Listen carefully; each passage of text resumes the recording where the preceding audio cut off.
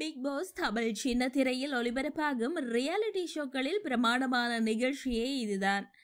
100 நாட்கள் 15க்கும் மேற்பட்ட போட்டியாளர்கள் என விதம் விதமான டாஸ்க், வியக்க வைக்கும் வீடு, மாசான தொகுப்பாளர் என இதில் உள்ள அனைத்துமே பிரம்மாண்டம் தான்.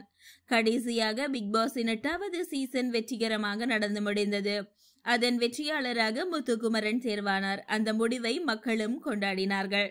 ஹாலிவுட்டில் இருந்து பாலிவுட் பக்கம் வந்த இந்த பிக் பாஸ் நிகழ்ச்சி அங்கு 15 சீசன்களுக்கு மேல் வெற்றிகரமாக ஒளிபரப்பானது.